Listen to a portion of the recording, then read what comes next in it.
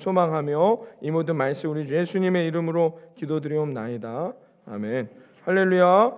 자, 여러분 오늘 말씀은 에발산에서의 복음이라는 주제로 여호수아서 17번째 시간입니다. 여호수아서 드디어 아이성을 무너뜨리고 승리의 면류관을 썼습니다. 이스라엘 백성들이 그렇게 한 이후에 이루어지는 일들이 오늘 본문에 나와 있는 내용이죠. 여러분 그 농구라든지 축구 경기를 보시면 하프타임이라고 있습니다. 이 하프타임이 뭐냐, 전반이 끝나면 후반을 준비하기 위해서 이렇게 모여서 휴식을 취하면서 체력을 다시 이제 충전하고 그다음에 전략을 다시 짜고 전반에 좀 잘 못했던 것들이 무엇인가를 살펴보면서 다시 전략을 짜서 후반을 준비하는 거죠. 그 시간을 뭐라고 하냐면 하프타임이라고 합니다. 그런 시간들이 있습니다. 그래서 여호수아서를 보면 여호수아서의 하프타임에 해당되는 오늘 본문이 뭐냐? 오늘 읽었던 이 본문입니다. 오늘 이 본문의 이 내용들이 하프타임에 해당되는 거, 딱 절반. 여호수아서의 전체적인 내용의 딱 중간을 전반전을 마무리하는 내용이라고 여러분이 보시면 되겠습니다. 그래서 여리고성과 아이성의 전투를 치른 후에 나오는 본문이 되는 것이죠. 그래서 여기서 이스라엘 백성들이 아직 이제 가나안을 다 정복한 것은 아니지만 이제 어떻게 해야 가나안 땅을 잘 정복할 수 있을지 다시 전략을 짜고 재정비를 하고 휴식을 취하면서 충전을 하면서 다시 후반전을 준비하는 시간이 오늘 본문에 나와 있는 내용이 되는 것이죠.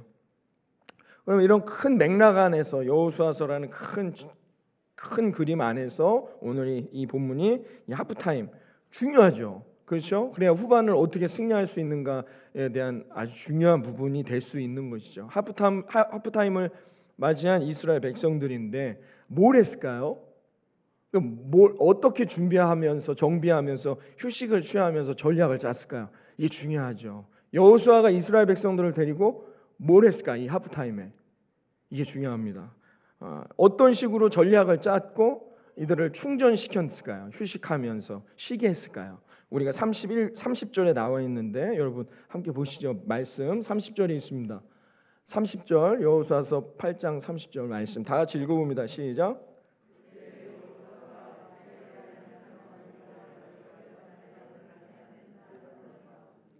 자, 뭘 했다 합니까? 에발산이라는 곳에 모여 예배드린 거예요. 에발산이라는 곳에 다 모여서 지금 예배드리고 있는 것입니다. 에발산이라는 곳이 위치한 지역이 어딜까요? 이 에발산은 밑도 끝도 없이 목사님 왜 에발산입니까? 아이들이 뭐 발이 큰 거예요. 뭐 에발산은 왜 나오는 겁니까? 라고 질문하실 수가 있겠죠. 에발산이 위치한 지역이 어디예요? 세겜이라는 땅입니다. 여러분 이게 중요하죠. 그럼 세겜이라는 땅이 우리에게 주는 메시지가 뭡니까? 지난주에 우리 5.18 광주 민주화 운동 기념일이 있었습니다. 광주하면 뭐가 떠오릅니까, 여러분? 그런 느낌인 거예요. 세겜하면 이스라엘 백성들에게 딱 떠오르는 그 타이틀이 있단 말입니다. 세겜이 뭡니까? 우리는 이제 이스라엘 백성이 아니니까 세겜해도 뭘 잘 세란 말인가? 이게 모르는 거예요. 왜 이스라엘 백성들을 세겜 땅에 있는 가장 큰 산에 에발산에 모여서 이스라엘 백성들에게 예배했느냐? 이 예배 자체로 이미 이스라엘 백성들은 이 후반전 가나안을 어떻게 정복해야 될 방법을 깨닫게 된단 말입니다. 그러므로 이 세겜이라는 땅이 주는 메시지가 뭐냐가 중요하겠죠. 일단 아브라함 때로 갑니다. 아브라함 때로 가면 여러분 아브라함이 있던 지역이 어디예요? 메소포타미아 지역이었죠. 그래서 아주 문명이 번성했던 지역, 갈대아 우르라는 지역에 살던 사람이었습니다. 그런데 그가 하나님의 약속을 붙들고 떠나 하란에 머뭅니다. 하란에 왜 머물었느냐? 아버지 때문이죠. 육신의 아버지 데라가 그곳에 있었어요. 근데 결국 하란에서 육신의 아버지 데라가 죽게 됩니다.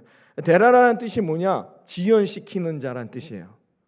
이 데라라는 뜻은 뭐냐? 그러니까 아브라함은 지금 하나님의 약속 붙들고 가나안을 향해 약속의 땅으로 나아가야 되는데 데라 지연시킨단 말이에요. 그러니까 하나님 어떻게 하시느냐? 그 아버지를 데려가시죠. 육신의 아버지를 데려가시게 됩니다. 왜냐? 약속이 이루어져야 하기 때문인 것이죠. 그리고 나서 아브라함이 다시 일어나 하란 땅을 일어나 다시 그 가나안을 향해 나아갈 때 여러분 하나님께서 다시 언약을 갱신하십니다. 그게 창세기 12장 1절에 나와 있는데요. 창세기 12장 1절 이렇게 약속을 다시 한번 갱신하시고 일어나게 하시죠. 읽습니다. 시작. 이르시되 친척과 아버지의 집을 떠나 이 언약을 다시 붙들고 힘을 내서 아브라함과 그 일행들이 떠나갑니다. 그래서 그 약속을 이루기 위해 도착한 가나안 땅의 지명이 어디입니까? 세겜입니다. 아브라함이 도착한 곳이 어디였느냐? 세겜이었다는 거죠. 세겜에서 아브라함이 예배할 때 뭐라고 예배했겠습니까? 하나님이 자신의 약속을 성취하셨노라. 세겜이라는 것은 그와 같다는 것이죠. 그래서 세겜은 하나님의 약속이 이루어지는 땅이라는 뜻이에요. 할렐루야. 여러분 세겜이라는 것은 뭐냐? 하나님의 약속이 반드시 성취되어지는 땅이라는 겁니다. 사랑하는 성도 여러분, 이 한 주간 남은 올 한 해 여러분의 인생 가운데 하나님의 아름다운 젖과 꿀이 흐르는 가나안의 축복의 계획들이 반드시 성취되어지는 세겜의 역사를 경험하기를 주님의 이름으로 축원합니다. 그러기 위해서는 어떻게 해요? 세겜 앞에 예배하는 거예요. 다시 재충전하는 거예요. 오늘도 하나님, 전능하신 하나님, 살아계신 하나님을 소망하면서 오늘도 예배하며 그 약속을 붙들고 반드시 성취될 언약을 붙들고 나아가는 것이에요.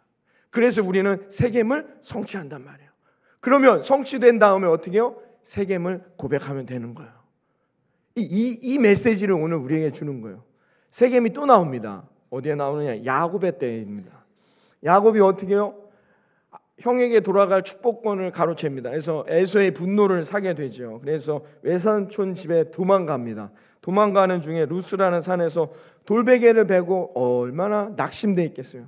이 두렵고 염려되는 순간에 잠이 들었어요. 근데 하나님이 그 환상 중에 찾아오셔서 하나님께서 약속을 해주시죠. 창세기 28장 13절에 나와 있어요. 하나님이 약속을 다시 해주십니다. 그 환상 중에 나오셔서 우리 함께 말씀을 읽어봅니다. 시작.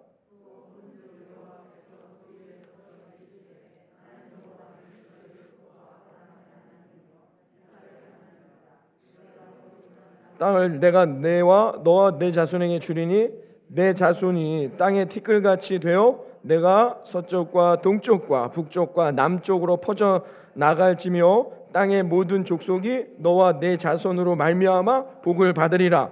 내가 너와 함께 있어 내가 어디로 가든지 너를 지키며 너를 이끌어 이 땅으로 돌아오게 할지라. 내가 내게 허락한 것을 다 이루기까지 너를 떠나지 아니하리라 하신지라. 할렐루야. 하나님이 야곱이 그 돌베개를 뱉다는, 여러분 돌베개를 뱉다는 게 뭘 상징하겠습니까? 아무것도 없는 거예요.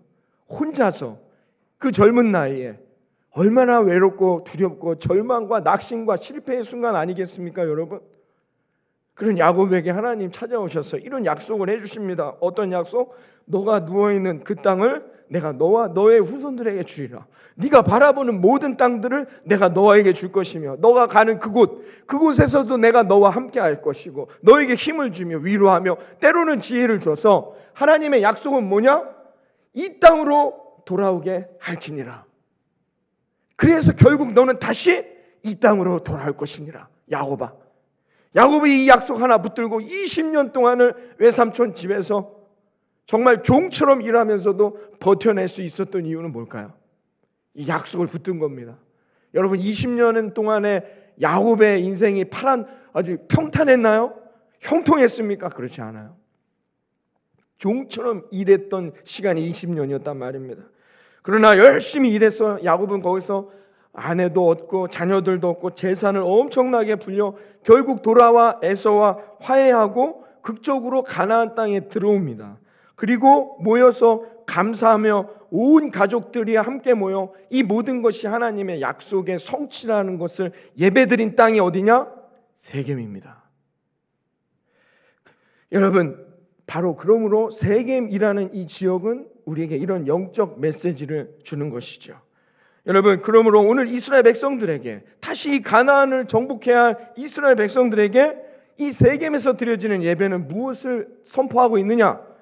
지금까지 인도해 주신 분도 오직 하나님 한 분이며 이제 우리가 살아가야 할 이 땅에서의 가나안에서의 승리도 오직 한 분, 여호와 하나님이, 아브라함의 하나님이었던 그 하나님이, 야곱의 하나님이었던 그 하나님이 오늘 우리와 함께 하심으로 반드시 그 약속을 이루어 주시다 라는 믿음의 고백을 선포하는 예배가 뭐다?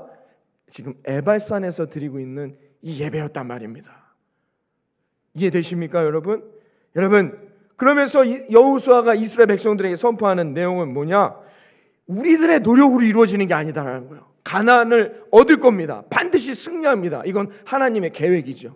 하나님의 예비해 놓으신 젖과 꿀이 흐르는 축복은 얻게 되는 거예요. 이건 하나님의 계획이지만 이게 우리가 노력해서 얻는 게 아니라는 거예요. 그걸 이스라엘 백성들에게 이 에발산에서 세겜이라는 메시지를 통하여서 전달해주고 있는 것이죠. 이 세겜에서 얻을 수 있는 것은 뭐냐? 모든 것이 하나님의 뜻 가운데 이루어진다는 겁니다. 전적인 하나님의 은혜로 이루어질 축복이며 하나님의 놀라운 은혜임을 다시 한번 확인하고 이스라엘 백성들이 가나안을 향하여 남은 가나안 땅을 정복하기 위하여 후반전을 시작해 나아간다는 것입니다. 사랑하는 성도 여러분, 이것이 바로 오늘 에발산에서 선포되어지고 있는 복음이라는 것이죠. 그런데 이 복음이 오늘을 사는 우리들에게 과연 어떤 메시지가 되어야 하냐 말이죠.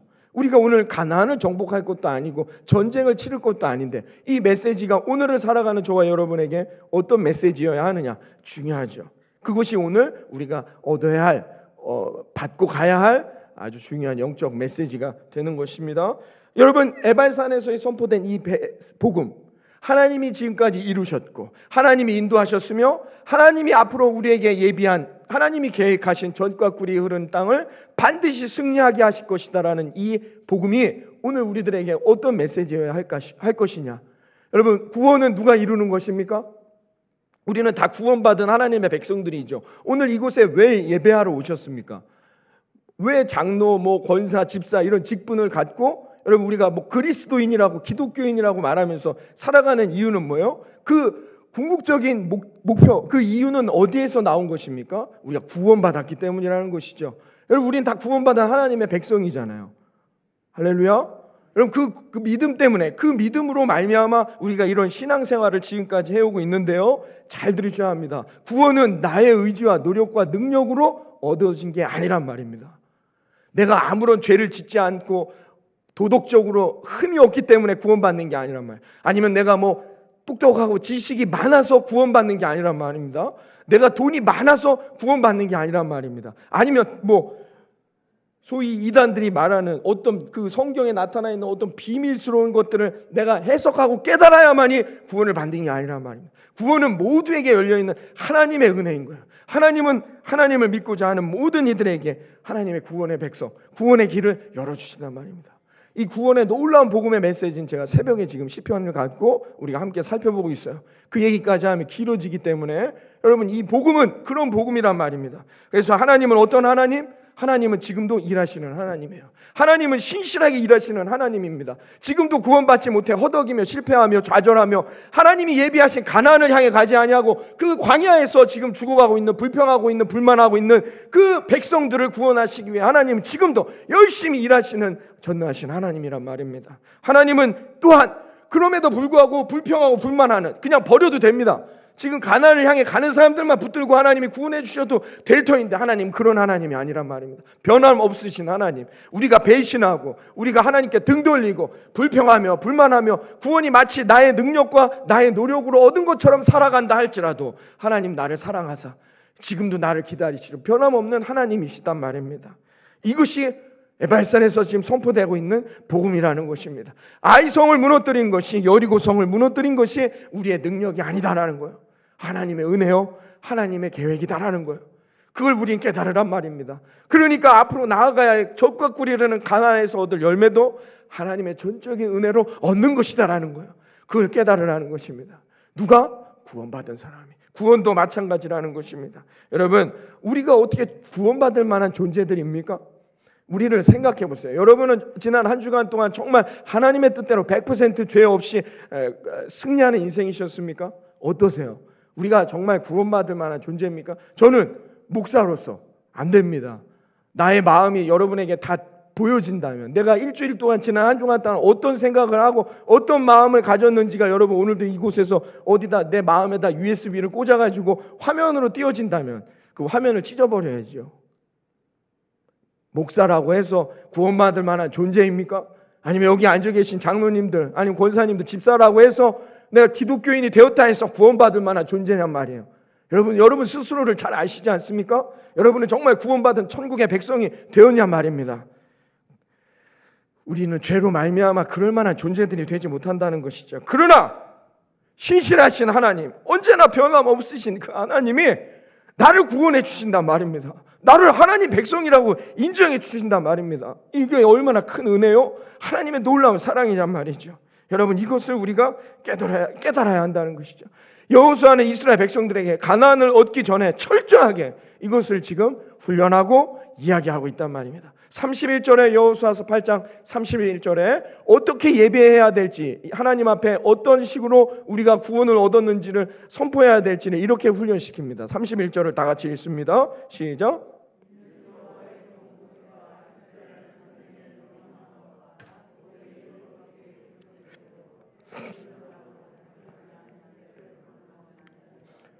우리가 여호와께 번제물과 화목제물로 그 위에 드렸으니 라고 나와 있습니다. 여러분, 이제 광야의 때는 쇠가 없으니까 그랬다 쳐요. 광야에서 모세가 던져준 율법은 뭐였느냐? 제물을, 번제물을, 화목제물과 하나님 앞에 어떻게 해요? 우리 하나님 앞에 번제물과 화목제물로 드려지는 어린 양을 무엇으로 광야에서는 그 제물을 바쳤느냐? 돌이에요. 돌 연장으로 했단 말입니다. 근데 이제 이스라엘이 가나안에 들어왔어요. 여기엔 철도 있습니다. 쇠가 있습니다. 그럼 이제 쇠로 하면 안 됩니까? 여러분, 양을 도살한다 해보십시오. 양을 해체하는데 여러분, 돌칼로 하는 게 쉽겠습니까? 쇠칼로 하는 게 쉽겠습니까? 여러분 보세요. 쇠 연장으로 다듬지 아니한 쇠돌로 제단을 만들라는 겁니다. 왜 이렇게 명령하셨을까요? 하나님께서.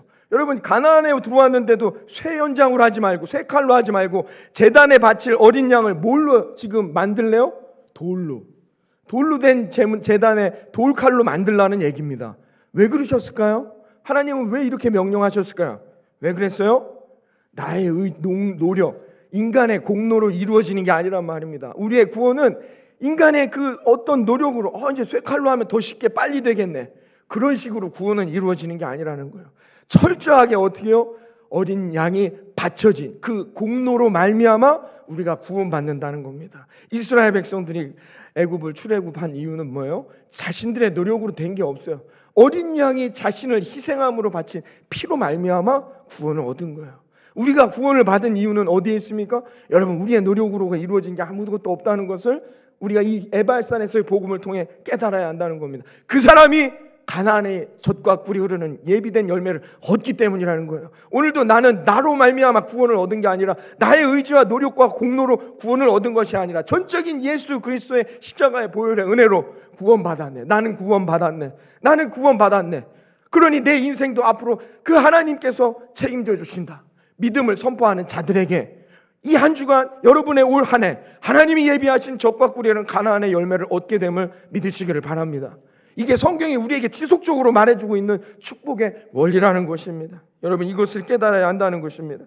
여러분, 그것이 바로 이 지금 에발산에서 선포되고 있는 복음의 메시지인 것이죠. 그러므로 오늘을 살아가는 저와 여러분들에게 교회란 무엇입니까? 교회란 무엇입니까? 철저하게 하나님의 자비와 용서와 하나님의 긍휼로만이 살아갈 수밖에 없는 존재임을 고백하게 하는 곳이 교회인 것이죠. 그래서 그 하나님의 언약, 하나님의 계획을 붙들고 살아가야 할 수밖에 없는 존재임을 고백하게 만드는 곳이 어디다? 교회라는 것이죠. 이것이 복음이라는 것입니다. 근데 이 복음이 비틀어지고 왜곡되어져서 자꾸 교회 안에서 사람의 행위를 강조합니다.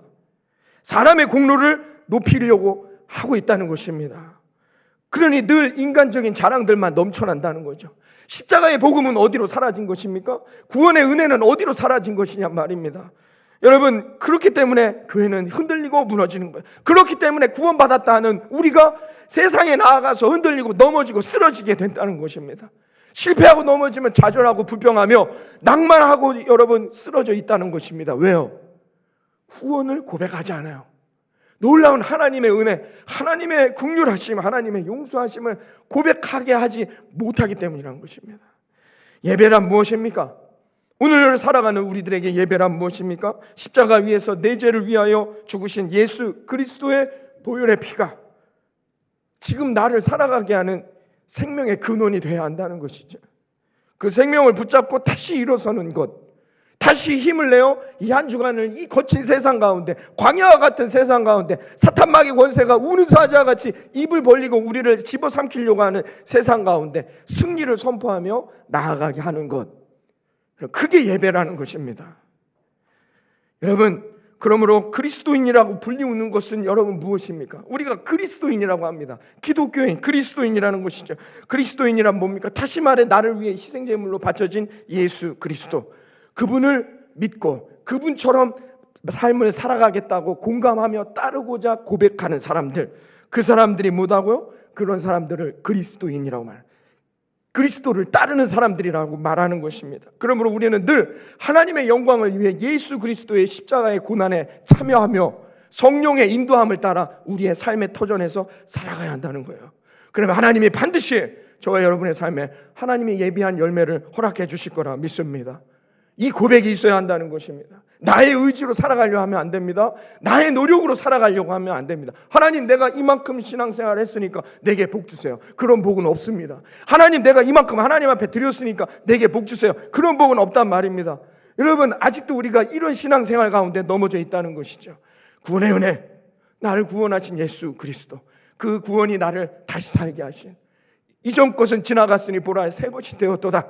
나는 이제 새로운 존재로서 살아간다는 믿음의 고백, 그걸 오늘도 여러분이 이 말씀을 통해 깨닫고 고백하며 나아간다면 하나님께서 그 인생에 놀라운 하나님의 축복을 허락해 주실 거라 믿습니다.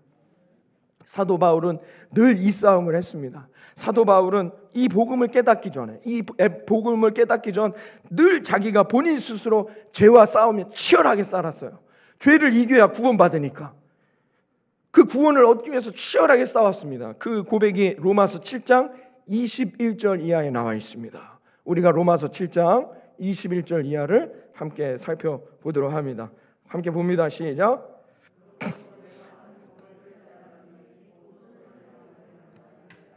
악이 함께 있는 것이로다. 내 속사람으로는 하나님의 법을 즐거워하되 내 지체 속에서 한 다른 법이 내 마음의 법과 싸워 내 지체 속에 있는 죄의 법으로 나를 사로잡는 것을 보는도다. 오라, 나는 곤고한 사람이로다. 이 사망의 몸에서 누가 나를 건져내랴. 사도 바울의 고백이란 말입니다. 자기가 죄를 짓지 아니하여서 구원을 얻기 위해서 엄청나게 노력했어요. 열심히 노력했습니다. 그래서 자기의 속사람에게는 하나님의 법을 즐거워하는 은혜의 마음도 있지만 내 속사람에게는 뭐예요? 죄를 짓고자 하는 죄의 법을 따르는 마음도 내 안에 있다는 거예요. 그런데 하나님의 말씀을 따르고자 하는 마음보다 죄를 따르고자 하는, 죄의 법을 따르고자 하는 마음이 어떻게 해요? 더 나를 강력하게 사로잡아 나를 실패하게 만든다는 거예요. 넘어지게 만들다는 거예요. 그래서 사도 바울은 얘기합니다. 오라, 나는 공고한 사람, 이 사망의 몸에 죽어서 지옥에 떨어질 이 몸에서 누가 나를 건져낼 것인가? 여러분, 사도 바울이 그렇게 나쁜 짓을 한 사람입니까? 강도입니까? 죄인입니까? 사기꾼입니까? 무슨 죄를 그렇게 많이 지었겠습니까? 그렇지 않아요. 그럼에도 사도 바울은 뭐예요? 그렇게 고백했단 말이에요. 구원 얻기 위해서 자기가 엄청나게 노력했단 말입니다. 그런데 불가능하죠. 인간의 노력과 의지와 인간의 힘으로는 구원을 얻을 수가 없습니다. 불가능합니다. 인간의 죄는 지워지려고 한다고 해서 무슨 66만 6천 명을 전도한다고 해서 어떤 도덕적 법을 어기지 않는다 해서 우리 안에 있는 죄가 사라지는 게 아닙니다. 그 죄가 지워지는 게 아닙니다. 여러분, 잘 깨달아야 합니다. 여러분, 얼굴을 오늘 닦았다 해서 여러분 평생 얼굴을 안 닦습니까? 아니에요. 여러분이 오늘 발을 닦으셨다고 해서 집에 돌아가서 발을 안 닦습니까? 그렇지 않습니다. 죄라는 것은 그와 같아요. 죄는 우리 마음 안에 있기 때문에 사도 바울도 이 죄를 이겨내려고 엄청나게 노력했지만 불가능하다는 거예요.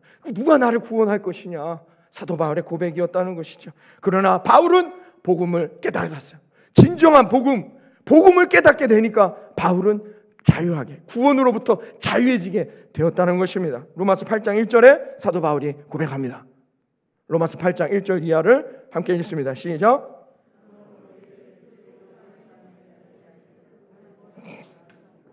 이는 그리스도 예수 안에 있는 생명의 성령의 법이, 할렐루야. 여러분, 이게 복음이란 말입니다. 예수 그리스도가 오늘도 우리 안에 성령님으로 함께 하심을 믿으시기를 바랍니다. 여러분, 오늘이 성령 강림절기입니다. 성령 강림절기 뭐야? 부활하신 예수 그리스도가 오늘도 우리 안에 성령으로 오셨단 말입니다. 여러분, 얼마나 놀라운 이게 복음이란 말입니다. 이게 깨달아지는 사람, 에발산에서 그 복음을 깨닫는 자들은 적과 의리는 가나안 땅을 얻게 되는 거예요. 후반전을 승리하게 될 거라 믿습니다. 이게 여호수아가 오늘 말하고자 하는 핵심적인 말씀이라는 것입니다. 그러면 여러분, 이걸 깨달아야 돼요. 여러분이 이 구원의 은혜를 깨달아야 돼요. 복음의 능력을 깨달아요. 복음의 이 가치를 깨달아야 된다는 겁니다. 뭐라고 얘기해요?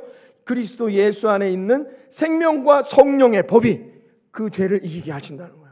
여러분, 오늘도 성령이 오늘도 내 안에 함께 하심을 믿으시기를 바랍니다. 그러면 누가 가나안을 얻느냐? 누가 그 열매를 얻느냐? 내 안에 있는 성령이 나를 인도할 수 있도록 간구하는 사람. 바꿔 말해, 늘 제가 말씀드린 대로 오늘도 예수님만을 바라보는 사람, 바꿔 말해 성령이 충만한 사람, 그 사람은 반드시 하나님이 예배하신 아름다운 열매를 이 땅에서도 누리며 천국에서 영원토록 누리게 될 거라 믿습니다.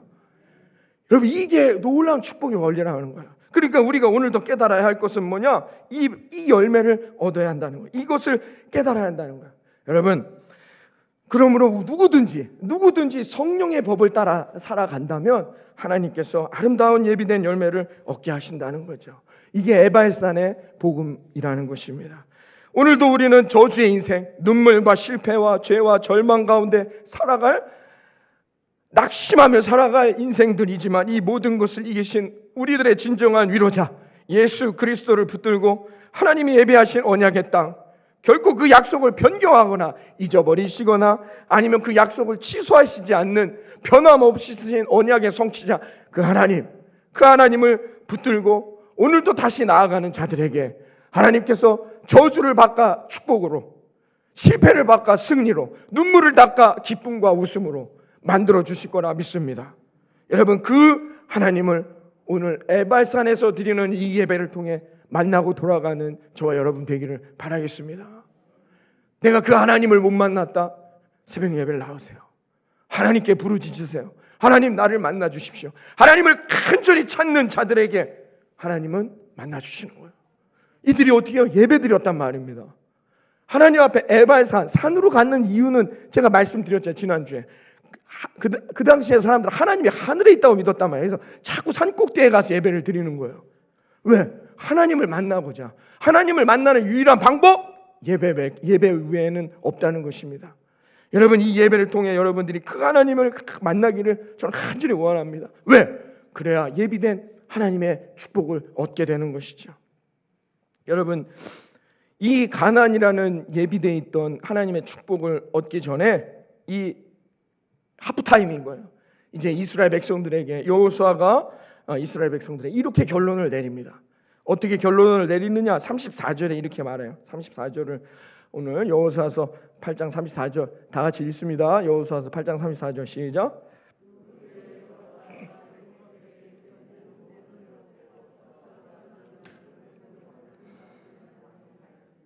여호수아가 마지막에 어떻게 했다고요? 율법책은 이미 모세가 주었던 말씀입니다. 무엇과 무엇을 다 낭독했다고요? 축복과 저주를 모두 낭독했단 말입니다. 여러분, 이 말은 뭐냐? 이스라엘 백성들에게 축복의 능력, 하나님의 축복의 말씀도 있고 저주의 말씀도 있습니다. 이 말씀들을 다 주면서 이 둘 중에 하나를 선택하라고 강권하는 거예요. 이제 우리 가나안으로 나아가 하프타임을 끝내고 후반전을 나아갈 때 나를 따를 이스라엘 백성들아, 너희가 하나님의 축복을 받을 것이냐 저주받는 인생이 될 것이냐, 그것을 너희들이 둘 중에 하나를 선택하라는 겁니다. 여호수아서를 마무리하는 24장에 가면 여호수아가 다시 한번 이것을 강조합니다. 이 여호수아서 24장 15절에 이렇게 말하고 있거든요. 함께 읽어봅니다. 시작. 여호수아서 24장 15절 말씀입니다. 다 같이 읽습니다. 시작.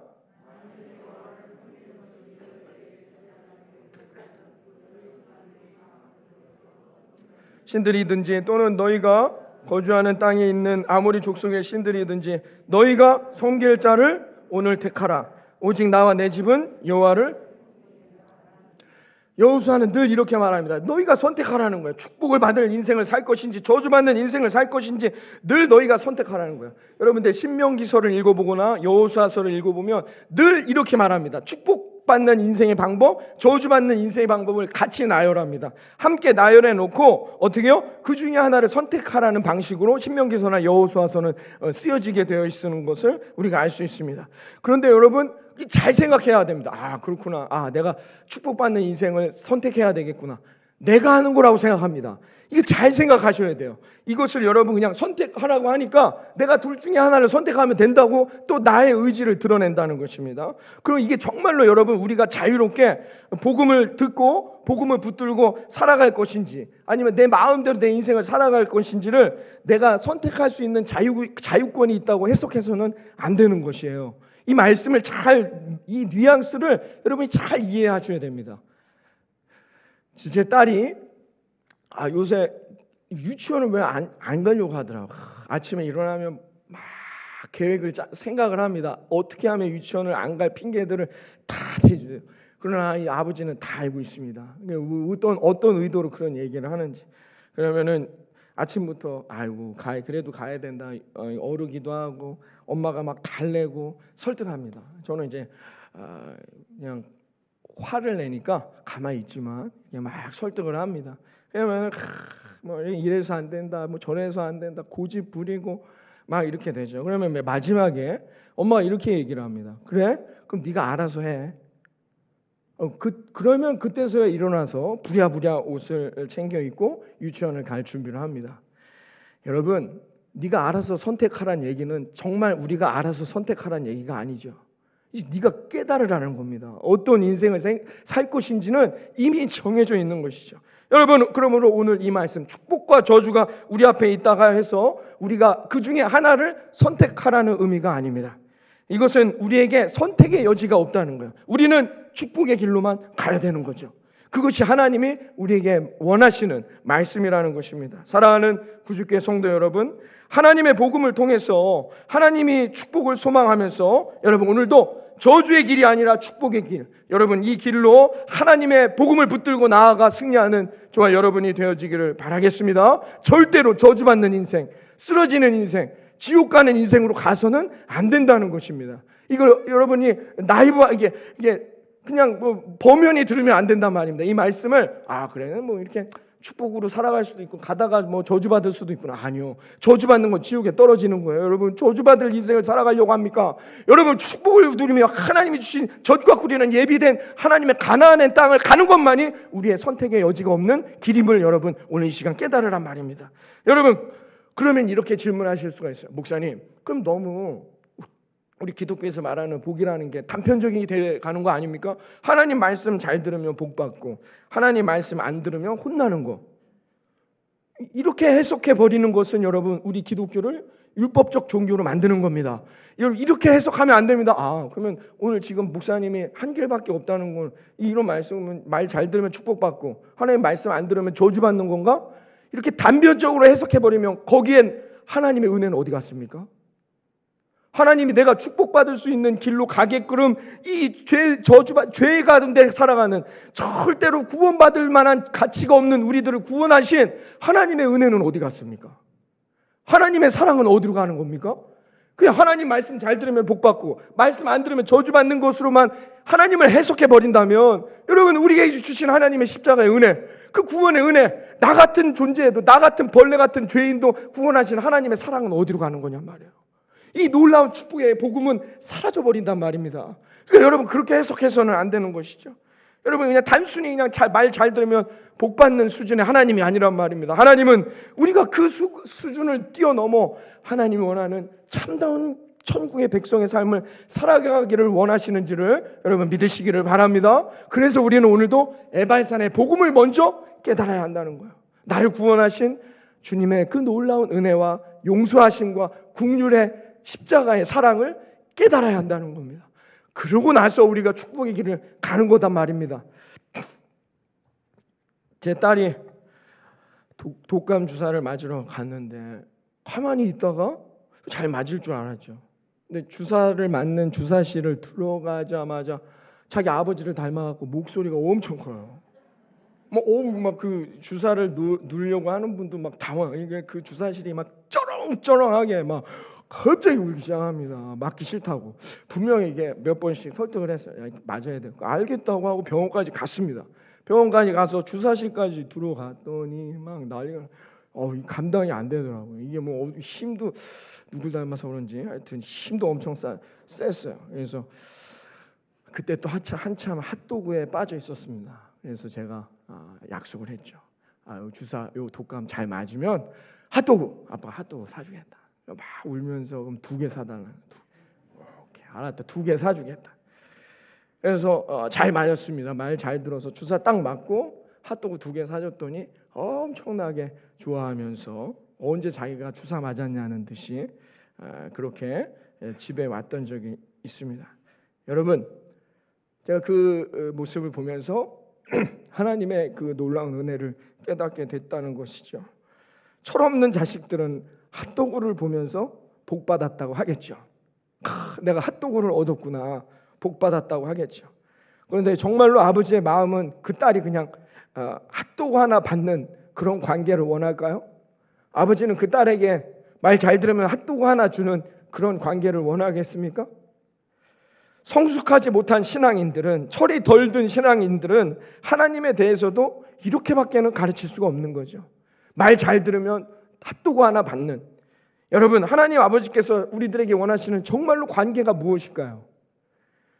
우리의 생각이 커지고 우리의 마음이 커지고 우리의 인격이 더욱 그리스도인으로 성숙하여 하나님 아버지를 이해하고 아버지가 주시는 이 인생의 계획을 소망하면서 살아가면서 오늘도 내 안에 나를 구원하신 성령의 충만한 은혜로 말미암아 우리가 오늘도 천국을 소망하며 살아가는 것 아니겠습니까?